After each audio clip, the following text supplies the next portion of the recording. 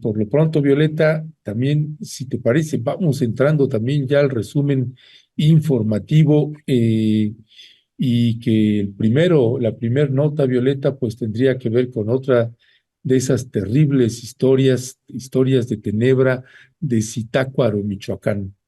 En Zitácuaro, Michoacán, pues la ejecución de 6 personas. eh, eh, Tenemos un video que evidentemente pues no podemos pasar las imágenes, simplemente dejamos una fotografía y dejamos correr el audio. Ya lo demás usted lo puede imaginar, pero que son de estas historias que siguen generando pues terrores en muchas de las geografías del estado de Michoacán. Los cárteles siguen controlando una gran parte de las geografías y poblados del territorio michoacano, y este es precisamente la narración del interrogatorio que hacen integrantes de este cártel, en donde se ve involucrado un comandante de la policía estatal de Michoacán. Así que el tema y el caso no es menor. Vamos a escuchar esta narración y regresamos. ¿A qué se dedican? Robar. ¿Para quién roban? El güero Colorado. ¿Qué les manda a robar? Todo lo que encontramos en las calles. ¿Qué tipo de protección les da? Cuando caigamos a Barandilla, se nos va a librar de él. ¿Hace cuánto tiempo volvieron a empezar a robar? Hace 2 días que regresó el güero Colorado. No nos deja en paz, nos volvió a obligar a robar. ¿El hielo que traían, quién se los da? El güero Colorado, que nos dio el 50% de lo que brindamos.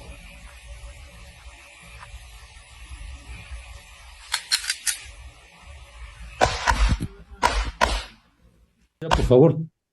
Y bueno, después aparecieron los cuerpos de estos señores que están siendo ahí detenidos, amordazados y asesinados, y se refiere precisamente al comandante Conrado Corral Leiva, mando policíaco de la Secretaría de Seguridad Pública del Estado de Michoacán. Así que bueno, vamos a ver qué información termina aportando también las autoridades, no solamente las estatales, sino las federales, porque pues son estos poblados que están viviendo en ese terror, y luego no sale información de cómo se está viviendo en poblados como Zitácuaro, Michoacán, Violeta.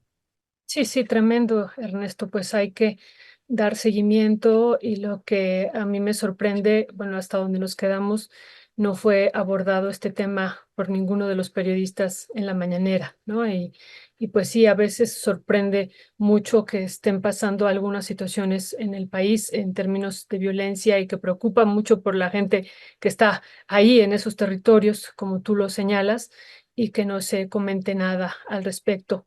Pero bueno, seguimos también ahorita con el resumen informativo, Ernesto, y yo quería poner aquí nada más un paréntesis antes de seguir con esto de Kamala Harris, que ya ayer decíamos la designación de que el día viernes, digo porque no lo tenemos aquí como parte de la noticia, pero el día viernes pues estamos todos los mexicanos, algunos y algunas que les gustan seguir las Olimpiadas, pues esperanzados, Ernesto, en tener una medalla de oro y que esperemos que le vaya muy bien a este boxeador Marco Verde, que también hoy en la mañanera fue mencionado, incluso se puso ahí algunas imágenes de él, fotos, y esperemos que pues le vaya bien. Sabemos también pues cuál es la historia que estamos viviendo los países llamados y mal llamados, yo siempre digo en vías de desarrollo, más bien somos economías dependientes y tenemos una historia de subordinación con estas economías hegemónicas, Ernesto, y es clarísimo, vamos analizando nosotras y nosotros ahí en la UAM Xochimilco, ¿no? Este espacio de Checo Valdés, no Pérez, ¿verdad? Ya te iba a decir ahorita Pérez, Perdón ¿no? si te contagié, Violeta. Sí, sí, sí. Y sabes qué, Ernesto, creo que lo volviste a decir, pero ya no me percaté. Ay, no me Pero digas. sí, Checo Valdés, y vamos analizando, Ernesto, de acuerdo al número de posición económica que ocupan los países en el mundo, el número que están ocupando también en el medallero. Y es como incongruente lo que está pasando. Ya ayer íbamos nosotros, siendo la economía ahora que se ha presumido número 10, o ya estando entre la 10 y la número 12, vamos en el lugar 46. Hasta ayer nos quedamos en el número 46. Pero toda América Latina está así. O sea, toda América Latina que ocupa partes de los o algunos lugares específicos en el mundo en términos de algunas fortalezas que hay en torno a los recursos naturales, por ejemplo, pues estamos prácticamente quedándonos en los últimos lugares del medallero olímpico. Entonces también es interesante analizarlo así y por supuesto vemos a las dos grandes potencias disputándose el medallero, que es China y Estados Unidos. China pues emergiendo de una manera muy, muy importante, que muestra también detrás este planteamiento de poderío económico y que se va a convertir en la primera economía en el mundo en un tiempo corto. Ernesto, ya hay quien dice que la ha superado, no en términos bélicos, por supuesto, ¿no? Pero sí en algunas cuestiones económicas Estados Unidos por mucho. Y bueno, pues ya lo estamos viendo también aquí en el medallero y también estamos viendo un descenso, ¿no? De los Estados Unidos. También pues podemos analizar la decadencia que está teniendo la economía norteamericana, esta economía estadounidense, también con lo que está pasando allá aunque van en segundo lugar, ya no tienen ese poderío. Y lo otro, pues mencionar que no está Rusia y sería otra historia. Si estuviera también en el medallero, sería otra historia si estuviera Rusia ahí presente. Pero bueno, ya punto y aparte, Ernesto, de esto que también me parece que hay que darle ese ángulo a este posicionamiento en el medallero y a lo que ocurre por allá, pues Kamala Harris, como lo comentábamos ayer y ahorita le preguntamos, por cierto, a Temoris y ya no nos respondió porque no habíamos quedado en eso, pero yo dije, lo podemos ligar con lo que está pasando, pues nombró ya como candidato a la presidencia de los Estados Unidos a Tim Walz.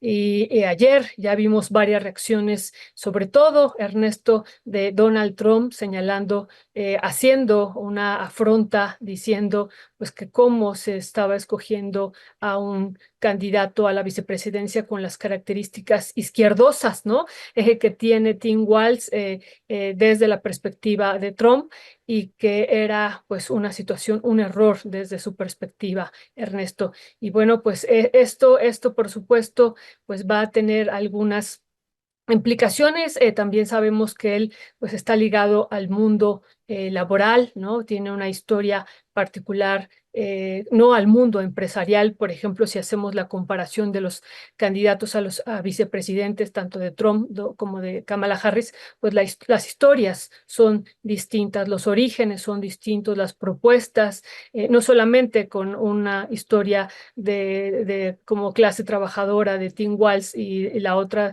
desde el punto de vista empresarial, sino también con un posicionamiento político e ideológico muy definido y muy diferente, Ernesto. Sí, sí, y bueno, Tim Walz, también un ex militar, 20 años estuvo en la Armada de México y, No, ¿de México? perdón, en la Armada de los Estados Unidos, ¿no? Ando verdaderamente desvariando el día de hoy. Discúlpeme Yo usted. dije, esa historia no me la sabía, dije, no, eso se me fue de... Me ilumina el día de hoy. No, perdón, perdón. Y es que tengo que estar leyendo ahí varias cosas. Pero bueno, sí, perteneció a la Armada, estuvo a la Armada de los Estados Unidos 20 años, ex militar. Y bueno, no solo eso, también el candidato fuerte era Shapiro, el gobernador de Pensilvania, uno de los estados importantes también para la elección en los Estados Unidos. Y lo que se habla o se dice en los pasillos ahí, en los medios, algunos medios de comunicación, es que Shapiro pues es un extraordinario orador, un tipo que se sabe mover, desenvolver bien en público, y que Kamala Harris había un temor de que se sintiera un poco opacada por este personaje. Ese es uno de los planteamientos.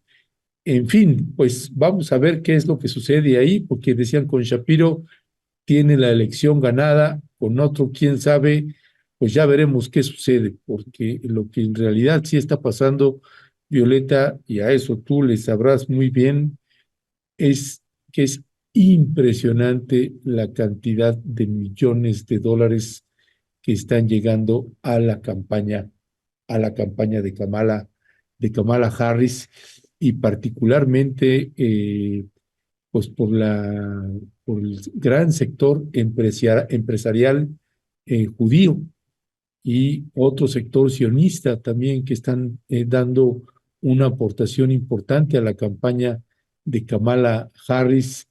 Y bueno, pues ya veremos qué es lo que sucede ahí. Habrá muchos ángulos de cómo mirarlo, porque también se habla de que Donald Trump también tiene una cantidad importante que le está llegando vía también esta comunidad eh, judía, Violeta. Yo supongo que pues reparten para todos lados y con el que quede, pues como quiera ya le quedan a deber, ¿no? Recordemos incluso que Kamala Harris tuvo el récord, ¿no?, de recaudación en 2 días. Ningún otro candidato lo había logrado y ella lo logró, pero eso en comparación con lo que ganó Donald Trump en el sector financiero en su empresa, Donald Media, un día después de que le dispararon esos $1.000 millones, no es nada, Ernesto. Pero bueno, pero eso también dice mucho de lo que está pasando también, estos recursos que está viendo de ambos lados, pero que se quedan tímidos o tímidamente las cifras ante las ganancias que ha tenido Donald Trump o ante las ganancias que tuvo en un solo día. Pero bueno, eso es otra parte de la historia, Ernesto. Así es, Violeta. Y ahora pasándonos a Palestina, regresando a Palestina, a la Franja de Gaza, hay otro video que publicó en su cuenta de Twitter este hombre que se llama Daniel Mayakovsky. Quién sabe si es un nombre real o no, es una persona que no se identifica, pero que para bien de nosotras y nosotros sí publica información, videos, imágenes que pues las obtiene no sé cómo, pero que nos ayudan a entender las dimensiones de la tragedia humanitaria, del holocausto que se vive en un poblado como la Franja de Gaza, y no solamente en la Franja de Gaza. Recuerde usted que el genocidio también se perpetra en Cisjordania, y recuerde usted, no es desde el 7 de octubre pasado, ya lleva décadas este genocidio contra el pueblo palestino. Y él presenta un video que se lo vamos a pasar ahorita, porque es un video que ilustra uno de los barrios de la Franja de Gaza, eh, uno de los barrios llamado Barrio de Brasil. Y así estaba antes y así está ahora. Vamos a ver este video.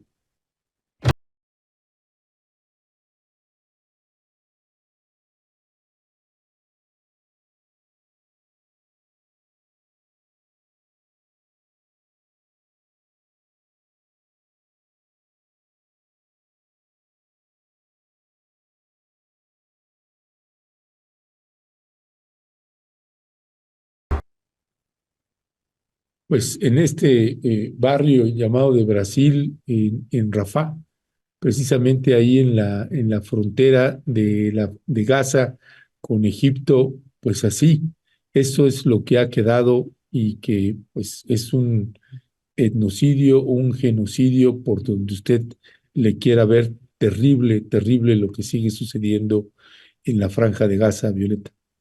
Sí, Ernesto, brutal, brutal. Y a esto hay que agregar lo que ya estábamos hablando el día de ayer, Ernesto, que lo trajimos a propósito de lo que había ocurrido en esta crisis, en este llamado lunes negro o blanco que vivimos a nivel internacional, y que decíamos que tenía algunas explicaciones, que la inmensa mayoría se centraban en la modificación de la tasa de interés de Japón, pero también en los resultados que estaba dando en términos laborales de empleo Estados Unidos, y que decíamos que había otros elementos, entre ellos la posible respuesta que pudiera dar Irán a Israel. Y como lo hemos estado diciendo, Irán no es Palestina, Ernesto, No, ¿no? no. Entonces, eso ya traería una situación bélica mayúscula, pero mayúscula ya en términos realmente desproporcionados, y eso también ha impactado los mercados financieros, Ernesto, y por eso vemos que varias de las inversiones se están moviendo o están buscando otros mercados refugio, como puede ser el dólar, y que hemos visto cómo se ha estado en algún momento o ha estado subiendo pues el dólar, se ha estado fortaleciendo justo también porque se vislumbra pues una posible respuesta de Irán a Israel. Y lo otro, Ernesto, pues otros mercados refugios como el oro y otros, y también lo que vivimos en este mal llamado lunes negro, pues fue parte de estos temores que están teniendo los mercados en torno a esta respuesta, pues que ya prácticamente, Ernesto, si hacemos un buscado rápido en Google de lo que está pasando en Irán, pues ya hay varios llamados desde la comunidad, desde varios espacios de la comunidad internacional, pues a que Irán modere la posible respuesta que le puede dar a Israel, Ernesto. Así es, Violeta, y de hecho ha habido ya un comunicado de la Secretaría de Relaciones Exteriores de México también, donde pues pide también guardar medidas precautorias, de preferencia no viajar hacia esa región de Medio Oriente, y quienes ya están allá, que tomen las medidas pertinentes. En algunos casos han decidido salir de esa región.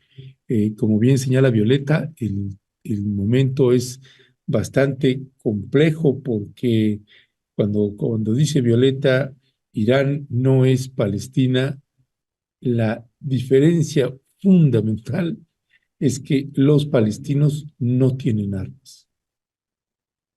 De ese tamaño es la desproporción de algo mal llamado guerra contra Gaza o pueblo palestino, cuando pues no tienen armas.